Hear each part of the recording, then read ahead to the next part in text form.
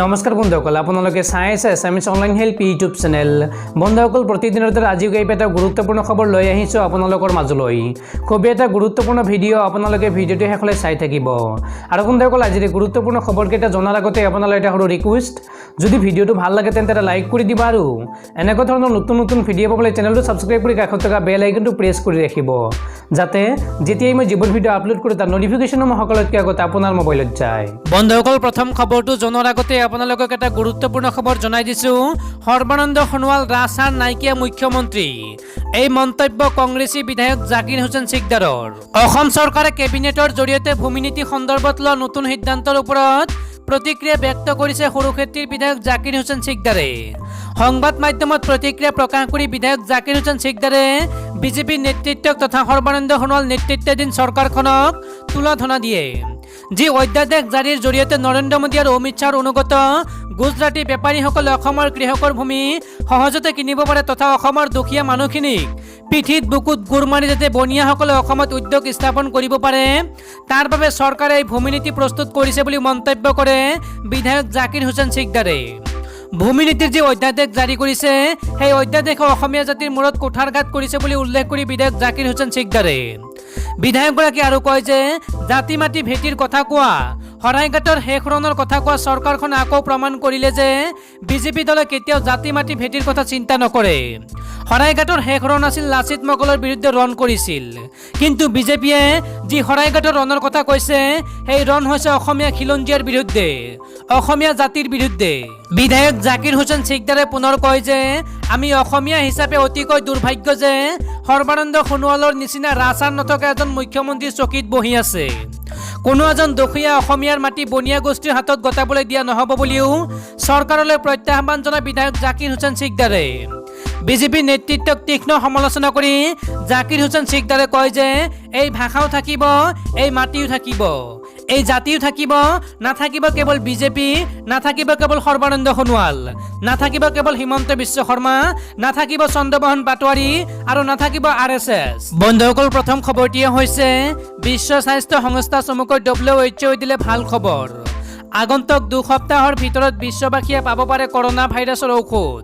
ভাৰতসহ সমগ্ৰ বিশ্বতে ভয়ংকৰ গতিত বৃদ্ধি পাইছে কৰোনাৰ সংক্ৰমণ।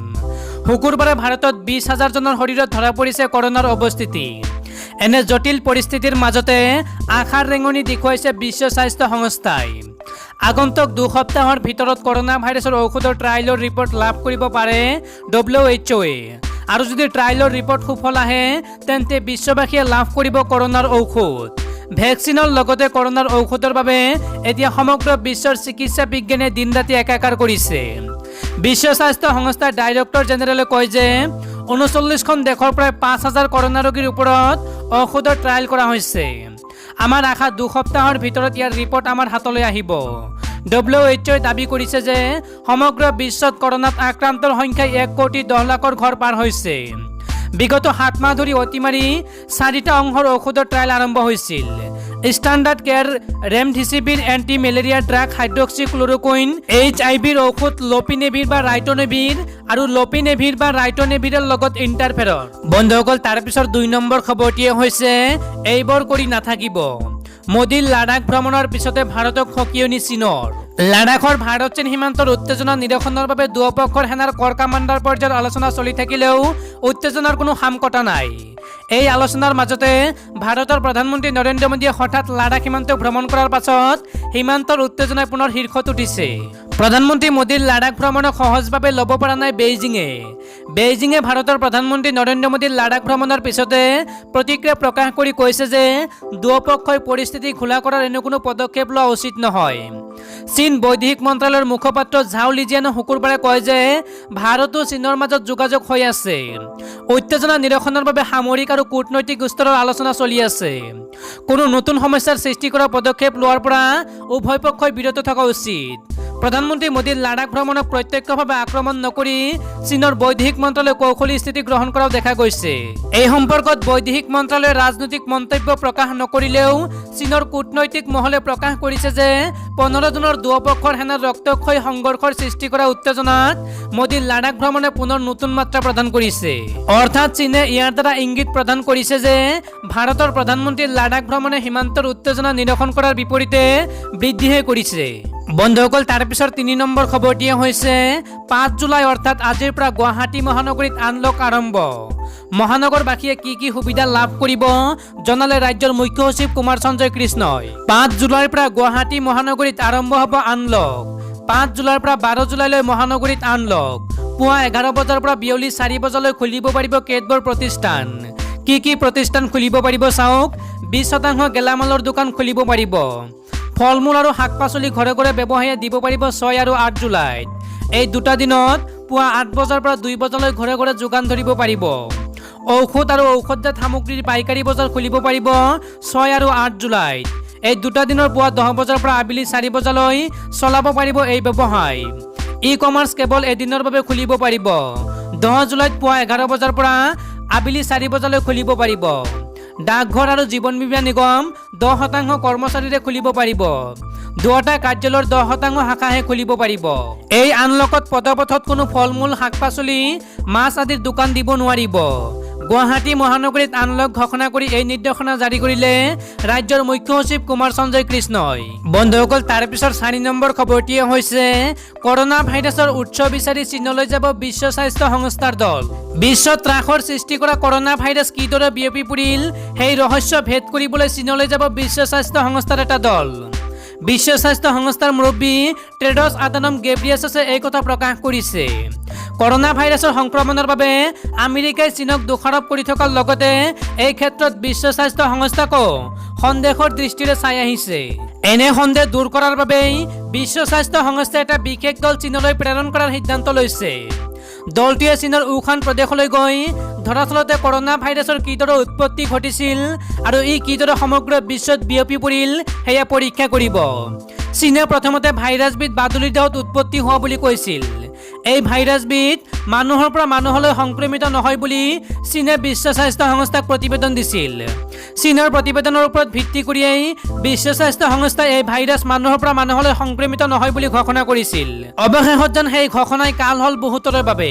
আমেৰিকাই জবাবদিহি কৰা বিশ্ব স্বাস্থ্য সংস্থাই সেয়ে এটা দল চীনলৈ প্ৰেৰণৰ সিদ্ধান্ত লৈছে। বন্ধুসকল, তাৰে পিছৰ 5 নম্বৰ খবৰটিয়ে হৈছে এতিয়াৰ পৰা গেছ চিলিণ্ডাৰ পাবলৈ হ'লে জনাব লাগিব ডেলিভাৰী অথেণ্টিকেশ্যন কোড। কেৱল নগদ ধন বা ইণ্টাৰনেট পেমেণ্টত ধন আদায় দিলেই নহ'ব।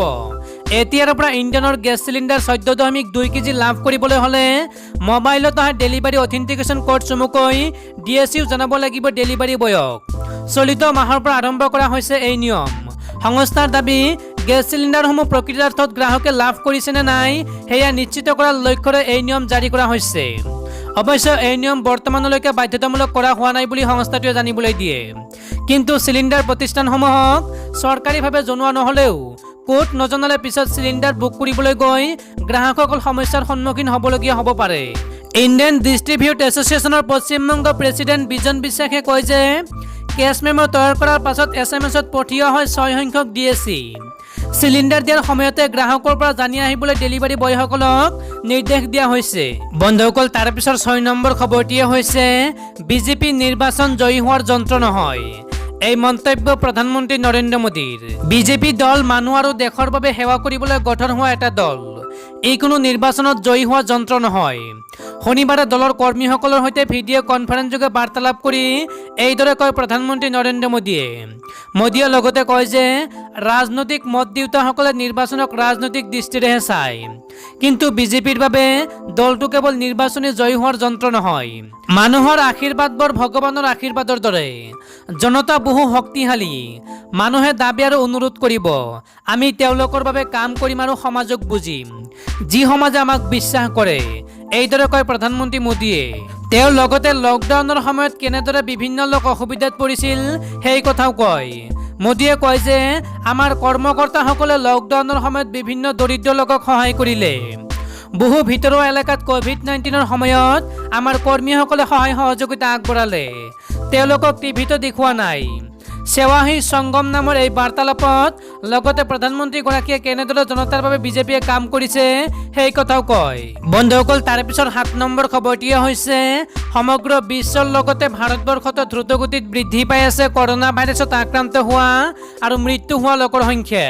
চৰকাৰৰ প্ৰত্যেকটো পদক্ষেপ বিফল প্ৰমাণিত কৰি দেশত বৃদ্ধি পাই আছে কৰোনাত আক্ৰান্ত লোকৰ সংখ্যা। বিগত 24 ঘণ্টাত ভাৰতত কৰোনাত আক্ৰান্তৰ সংখ্যাই পূৰ্বৰ সকলো অভিলেখ ভংগ কৰিলে। 24 ঘণ্টাত 20,000ৰো অধিক লোক আক্ৰান্ত হৈছে ভাৰতত। স্বাস্থ্য আৰু পৰিয়াল কল্যাণ মন্ত্ৰালয়ে সদৰি কৰা তথ্য অনুসৰি ভাৰতত বিগত 24 ঘণ্টাত কৰোনাত আক্ৰান্ত হোৱা লোকৰ সংখ্যা 22,771 গৰাকী। আক্ৰান্তৰ বিপৰীতে 24 ঘণ্টাত ভাৰতত কৰোনাত আক্ৰান্ত হৈ 442 গৰাকী লোকে প্ৰাণ হেৰুৱাইছে। ভাৰতত বৰ্তমান কৰোনাত আক্ৰান্তৰ সংখ্যা হ'লগৈ 6,48,348 গৰাকী। ইয়াৰ বিপৰীতে মৃত্যুৰ সংখ্যা হ'লগৈ 18,655 গৰাকী। আশাৰ খবৰটো হৈছে যে ভাৰতত প্ৰতিদিনে আৰোগ্য হোৱা লোকৰ সংখ্যাও বৃদ্ধি পাইছে। দেশত বৰ্তমান আৰোগ্যৰ হাৰ 60.80%। বন্ধুসকল, তাৰ পিছত 8 নম্বৰ খবৰটিয়ে হৈছে পাকিস্তানত ভয়ংকৰ ৰূপ ধাৰণ কৰিছে মহামাৰী কৰোনা ভাইৰাছে। কৰোনা ভাইৰাছত আক্ৰান্ত হ'ল পাকিস্তানৰ বৈদেশিক মন্ত্ৰী শ্বাহ মহম্মদ কুৰেশ্বি। পাকিস্তানত কৰোনা আক্ৰান্তৰ সংখ্যা দিনক দিনে বৃদ্ধি পাবলৈ ধৰিছে। বহুকেইগৰাকী ৰাজনৈতিক নেতাৰ শৰীৰত পাকিস্তানত কৰোনাৰ সংক্ৰমণ ধৰা পৰাৰ পাছত শেহতীয়াভাৱে পাকিস্তানৰ বৈদেশিক মন্ত্ৰী শ্বাহ মহম্মদ কুৰেশ্বীৰ শৰীৰত কৰোনাৰ উপস্থিতি ধৰা পৰিছে। পাকিস্তানৰ বৈদেশিক মন্ত্ৰীগৰাকীয়ে নিজে টুইটাৰ যোগে এই কথা প্ৰকাশ কৰিছে। বিগত 2 জুনৰ পৰা কুৰেশ্বি জ্বৰত আক্ৰান্ত হৈ আছিল আৰু তেওঁৰ কৰোনা পৰীক্ষা কৰাৰ পাছত ফলাফল পজিটিভ আহে। কৰোনা আক্ৰান্ত কুৰেশ্বি বৰ্তমান সময়ত নিজ গৃহতে আইচলেশ্যন হৈ আছে। উল্লেখযোগ্য যে ইয়াৰ পূৰ্বে পাকিস্তানৰ প্ৰাক্তন প্ৰধানমন্ত্ৰী নৱাজ শ্বৰীফৰ ভাতৃ আৰু প্ৰাক্তন প্ৰধানমন্ত্ৰী শ্বাহিদ খান আব্বাছী কৰোনা ভাইৰাছৰ দ্বাৰা সংক্ৰমিত হৈছিল। আনহাতে পাকিস্তানৰ ক্ৰিকেট দলৰ তাৰকা খেলুৱৈ মহম্মদ হাফিজ, ৱাহাব ৰিয়াজকে আদি কৰি মুঠ 8 গৰাকী খেলুৱৈৰ শৰীৰত কৰোনাৰ উপস্থিতি ধৰা পৰিছে।